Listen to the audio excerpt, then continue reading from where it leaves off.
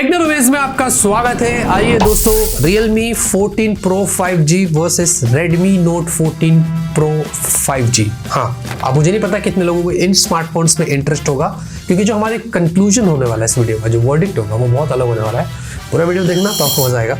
लेकिन फिर भी पीपल जिनको इंटरेस्ट है और इन दोनों फोन्स के बीच में कंफ्यूजन था, तो कोई बात नहीं, आपकी कंफ्यूजन हम दूर करने वाले हैं। आगे बढ़ने से पहले चैनल को सब्सक्राइब करिए, क्योंकि हमारे कंपैरिजंस बहुत मशहूर है आप लोगों की वजह से। बहुत प्यार दिया आप लोगों ने, हम रिव्यूज़ करते हैं, बहुत सारी चीज़ें करते हैं ताकि आपको हेल्प हो, और हेल्प हुई है तो सब्सक्राइब करिए, लाइक करिए और कमेंट में बताइए इन दोनों फोन्स के बारे में आपका क्या ख्याल है। डिस्प्ले की बात करते हैं। सबसे पहले देखिए, Realme 14 Pro में आपको मिलता है 6.77 इंच की थोड़ी सी बड़ी डिस्प्ले।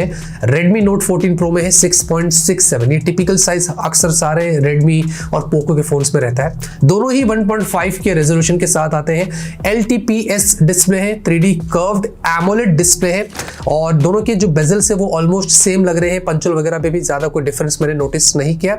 और दोनों के अंदर आपको ब्राइटनेस में फर्क है। Realme 14 Pro 4500 निट्स की है, Redmi Note 14 Pro में 3000 निट्स की। लेकिन इंडोर के साथ साथ आउटडोर में जब हमने चेक किया तो दोनों के डिस्प्ले की ब्राइटनेस में मेजर डिफरेंस नहीं था।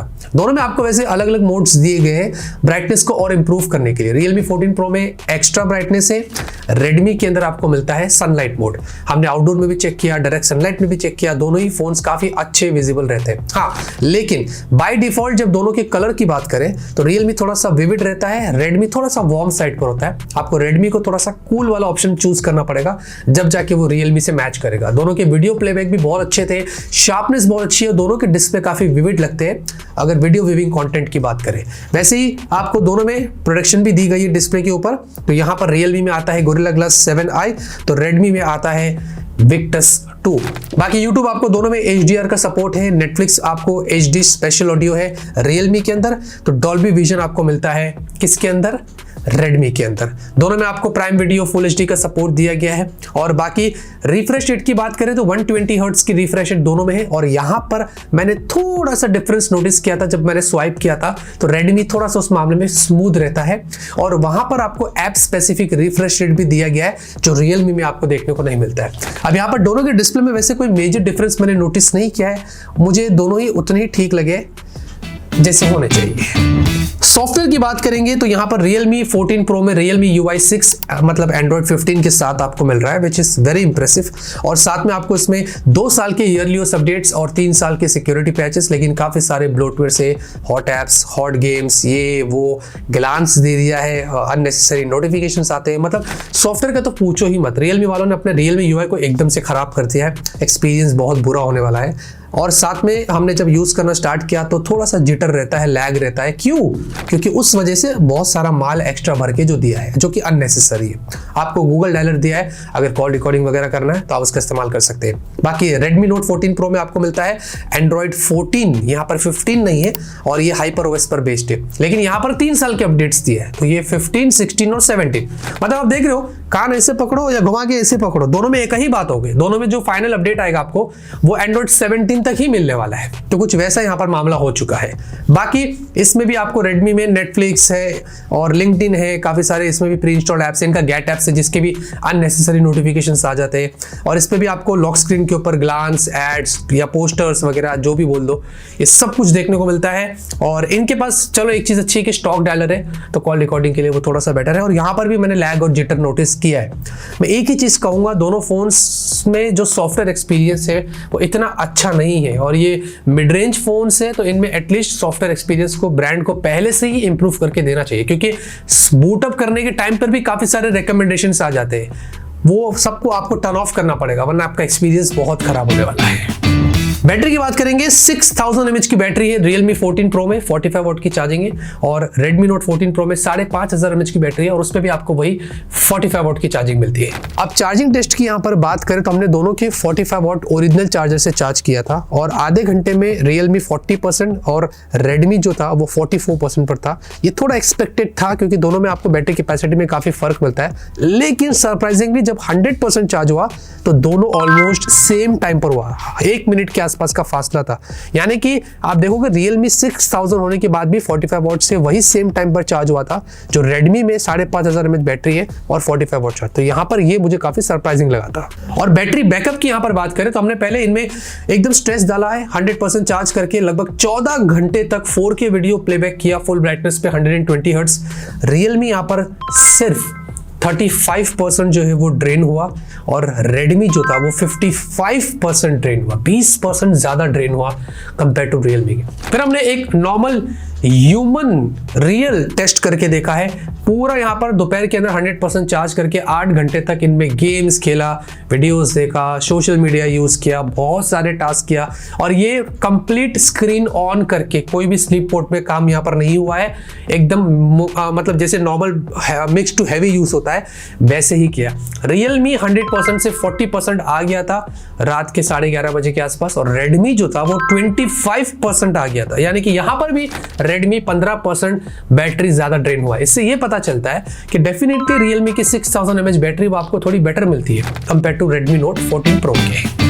परफॉर्मेंस की बात करते हैं, दोनों में आपको सेम चिपसेट मिलती है, MediaTek Dimensity 7300 4nm वाली। और यहाँ पर जब हमने Antutu किया तो Realme ने एक्चुअल स्कोर्स दिखाए थे Dimensity के, जिसमें आपको 7,30,000 के आसपास होता है, जबकि Redmi थोड़ा नीचे आ गया था 5,90,000 के आसपास। और दोनों के हीट अच्छे थे, थर्मल्स काफी बढ़िया थे Antutu के वक्त 36 डिग्री सेल्सियस। तो इसका मतलब चिपसेट बहुत अच्छी है और ब्रांड ने भी उसको मेंटेन किया थर्मल से रिलेटेड। हमने CPU थ्रॉटल किया, दोनों के स्कोर्स लगभग सेम थे और हीट भी यहाँ पर ऑलमोस्ट था, उसमें भी कोई हमने डिफरेंस नोटिस नहीं किया। हमने Geekbench किया, सोचा देखेंगे कि Antutu में जब स्कोर्स में ऊपर नीचे है एक बार Geekbench करके देखते हैं। यहाँ पर भी Realme के स्कोर सिंगल कोर और मल्टी कोर के ज्यादा आए थे कंपेयर टू Redmi के। तो ये क्या मामला था मुझे समझ नहीं आया। हमने थोड़ा और स्ट्रेस डाला, 3D मार्क का एक्सट्रीम स्ट्रेस टेस्ट, और इसमें स्टेबिलिटी स्कोर्स में मुझे लग रहा है कि थोड़ा बग है क्योंकि 99% इतना जल्दी आता नहीं किसी फोन्स में, तो यहाँ पर मैं इसको जज नहीं कर पाऊंगा। लेकिन हीट की बात करें तो दोनों ही अराउंड 37-38 डिग्री सेल्सियस हीट हुए थे। इससे कहीं ना कहीं ये पता चलता है कि चिपसेट जो है यहाँ पर वो बहुत स्टेबल है, ट्राइड एंड टेस्टेड है और उसके थर्मल्स भी आपको यहाँ पर काफी अच्छे मिलते हैं। हमने इसमें वीडियो रेंडर किया, अराउंड कुछ 1.38 GB की एक छोटी सी फाइल साइज थी और 3 मिनट की थी। दोनों ने 1 मिनट के 30 सेकंड के आसपास उसको रेंडर कर दिया और उस मामले में भी ज्यादा हीट नहीं हुआ। वैसे Realme 14 Pro में आपको LPDDR4X UFS 3.1 है, तो Redmi Note 14 Pro में आपको LPDDR4X UFS 2.2 है। तो यहाँ पर UFS की स्टोरेज Redmi में आपको इतनी अच्छी नहीं मिलती और वो दिखता भी है ऑन पेपर्स। अगर आप स्कोर देखेंगे तो Realme का UFS स्कोर 1 लाख के ऊपर है, तो Redmi का 50,000 के आसपास है। और रैंडम रीड राइट की स्पीड भी देखेंगे तो वैसे दोनों की आपको अच्छी मिलती है। लेकिन मामला थोड़ा चेंज हो गया जब हमने यहाँ पर दोनों में ऐप ओपन क्लोज का टेस्टिंग किया था। अब दोनों ही शुरू में काफी अच्छे से काम कर लेते हैं, मल्टीपल एप्स आप एक साथ ओपन कर सकते हैं, लेकिन आफ्टर 10 मिनट्स जब आप चेक करेंगे मोस्टली Realme के सारे एप्स जो है वो वापस से रीलोड हो रहे थे और Redmi वैसा नहीं हो रहा था। Redmi के सारे एप्स बैकग्राउंड में थे। काफी कंफ्यूजिंग मामला, ये क्या चल रहा है वो समझ नहीं आ रहा है। तो ये रैम मैनेजमेंट मुझे Redmi का थोड़ा बेटर लगा था जब मैंने इसको Realme से कंपेयर किया था। अच्छा, गेमिंग की यहाँ पर बात करें तो भाई BGMI Realme में आपको अभी फिलहाल ये अपडेट के थ्रू आया था, अराउंड 90 FPS का सपोर्ट आ चुका है और साथ में आपको जेंशिन इम्पैक्ट स्टेबल 60 पे नहीं रहता है, सरप्राइजिंगली 45 से 48। मैंने बहुत कम गेम्स में ऐसा देखा जो हुआ है और ये Realme 14 Pro में ऐसा मैंने नोटिस किया था। और बाकी कॉल ऑफ ड्यूटी भी जो है वो अराउंड 90 FPS का आपको सपोर्ट दिया गया और गेमिंग के वक्त ये फोन बिल्कुल भी हीट नहीं होता। हमने इसको अच्छे से डिटेल में टेस्ट किया था। सेम हमने Redmi में किया तो वहां पर BGMI 60 FPS है, 90 का सपोर्ट नहीं है, लेकिन जेंशिन इम्पैक्ट कॉन्स्टेंट 60 FPS देता है और कॉल ऑफ ड्यूटी वहां पर 60 FPS है और वहां पर भी मेजर हीट हमने नोटिस नहीं किया था। ओवरऑल अगर गेमिंग की बात करें तो डेफिनेटली दोनों ही फोन्स उस मामले में आपको अच्छे देखने को मिलते हैं। कैमरे की बात करेंगे, दोनों में आपको 50 मेगापिक्सल प्राइमरी सेंसर है, Realme IMX882 विद OIS और 4K 30 FPS पे मैक्स शूट कर सकते हैं। ये सेम सेंसर CMF फोन 1 और ऐसे बहुत सारे बजट फोन्स जो हमें 115,000 मिलते हैं, आई डोंट नो Realme ने 25,000 के फोन में ये दे दिया है। Redmi में 50 मेगापिक्सल Sony Light Fusion 800 है और यहाँ पर भी OIS है 4K 30 FPS और यहाँ पर आपको अल्ट्रावाइड सेंसर भी मिलता है। इमेजिन दोस्तों 25,000 का फोन Realme ने कोई अल्ट्रावाइड सेंसर नहीं दिया, क्या गट्स है भाई Realme के। बाकी दोनों में आपको सेल्फी में थोड़ा फर्क है, Realme 16 megapixel, Redmi 20 megapixel, Realme Full HD 30 FPS, तो Redmi Full HD 60 FPS। वैसे अगर मैं नॉर्मल पिक्चर क्वालिटी की बात करता हूँ पहले, तो Realme जो है ना वो थोड़ा सा डिटेल्स बेटर लेता है। अगर नॉर्मल फोटोज की बात करें थोड़ा विविड रहता है। Redmi जो है ना वो थोड़ा सा वार्म साइड पर चला जाता है, उसकी भी अगर पिक्चर क्वालिटी देखेंगे तो अच्छी है। अगर नॉर्मल कलर शॉट्स देखते हैं तो कलर में भी थोड़ा सा दोनों में कहीं रेडमी बूस्ट ऐसा लगेगा करता है, तो कहीं लगता है कि रियलमी यहाँ पर जो वो बूस्ट कर रहा है, लेकिन कभी कभी जो है मुझे रियलमी थोड़ा सा उस मामले में बेटर लगा था। बाय द वे अगर नॉर्मल जूम शॉट की बात करें तो आपको दोनों में फोटोज के अंदर 20 टाइम्स मैक्स जूम मिलता है, और डिजिटल जूम की मैं बात कर रहा हूँ। और यहाँ पर दोनों ही फोन जब एकदम 20 टाइम्स हो जाते हैं तो देखने लायक नहीं बनता है, तो आप बिल्कुल भी ना देखें। और मुझे बिल्कुल भी पिक्चर क्वालिटी अच्छी नहीं लगी, मतलब जरा सा भी ऑप्टिमाइजेशन यहाँ पर नहीं किया है, और 20 टाइम्स फोटोज तो मैं कभी इन फोन से आपको रेकमेंड करूंगा ही नहीं।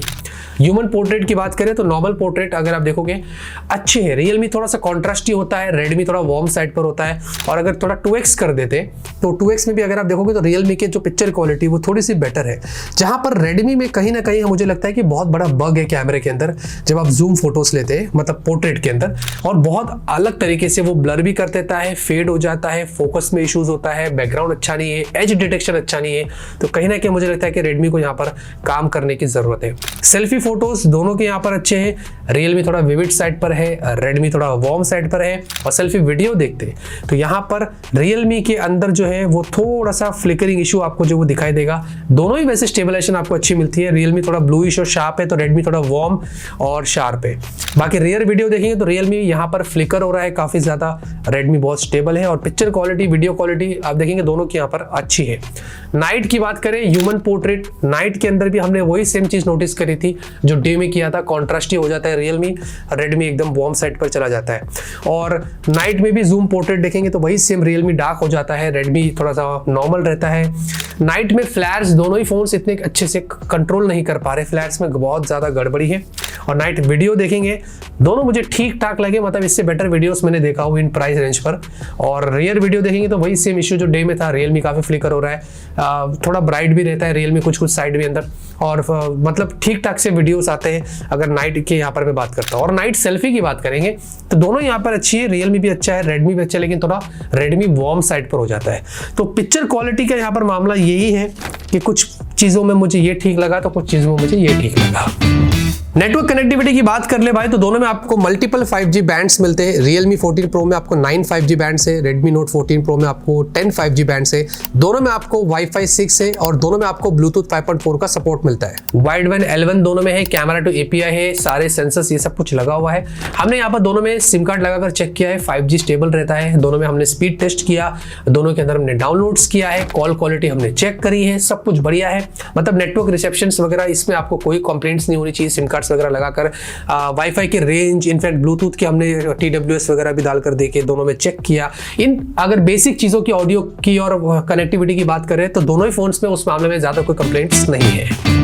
डिजाइन और बिल्ड की भी बात कर ले भाई तो देखिए इन हैंड फील मुझे रियलमी का थोड़ा सा ज्यादा बेटर लगा था, क्योंकि ये 6000 mAh बैटरी होने के बाद भी आपको 7.55 mm की थिकनेस मिल रही है, तो अच्छा मेंटेन किया है। रेडमी आपको 5500 mAh बैटरी लेकिन 8.4 mm की थिकनेस है, तो थोड़ा सा थिक हो जाता है। बाकी दोनों में आपको पीछे डिफरेंस है, जैसे कि रियलमी पॉलीकार्बोनेट है, ये आपको रेडमी लेदर में मिलता है। रियलमी वही आपको इलॉजिकली आपको 16 डिग्री सेल्सियस के नीचे हो जाए तो ब्लू हो जाता है, ये हो जाता है, जो कि मेरे लिए कोई सेंस नहीं बनता है।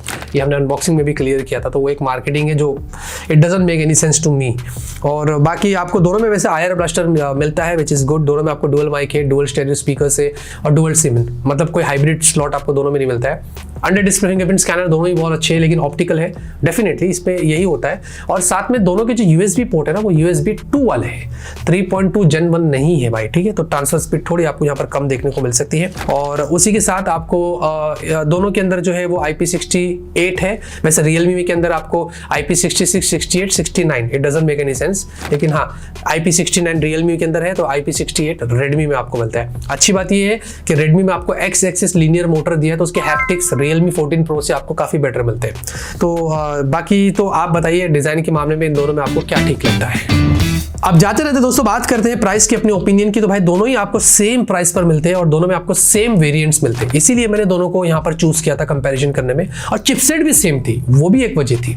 तो 8128 दोनों ही फोन्स आपको 25,000 पर मिलते हैं और 8256 दोनों ही फोन्स आपको 27,000 पर मिलते हैं। ये ऑफर कभी ऊपर नीचे हो जाता है तो भाई वो चेक कर लेना आप जाके, और कभी कभी किसी भी 2000 है, किसी भी 1000 ऑफ है, तो वो भी आप अलग से देख लेना। मैं विदाउट ऑफर एक्चुअल प्राइस आपको बता रहा हूँ। अच्छा अब आपको मैं क्लियर कर देता हूँ, पहले तो बता दूं कि जब आप मुझसे पूछो कि भाई ये दोनों में से कौन सा फोन अच्छा है, तो देखिए अगर सिर्फ इन दोनों की बात करो तो कुछ कुछ पार्ट्स में ये अच्छा है तो कुछ कुछ पार्ट्स में ये अच्छा है। Either of the phones it doesn't make any sense.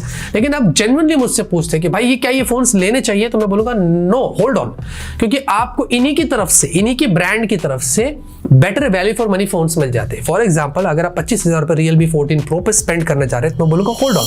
तो 25-26,000 की रेंज में Realme P3 Ultra हाल ही में लॉन्च हुआ है, जिसमें आपको Dimensity 8350 चिपसेट मिलती है, जो मेरे हिसाब से इससे ज्यादा वैल्यू देता है। Redmi की तरफ भी आ रहा हूं, Redmi Note 14 Pro पर नहीं करिएगा स्पेंड 25,000 रुपए।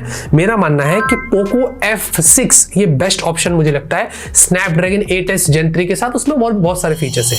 और साथ ही साथ Poco का X7 Pro भी है Dimensity 8400 Ultra के साथ, जो इससे बेटर वैल्यू परफॉर्मेंस देता है। ओवरऑल फीचर्स भी उसके इस फोन से ज्यादा है, तो मेरे हिसाब से वो भी एक अच्छा स्मार्टफोन है जिसको आप कंसिडर कर सकते हैं। बाकी एज ऑलवेज हमारे कंपैरिजंस आते रहेंगे, फेयर ओपिनियंस मिलते रहेंगी।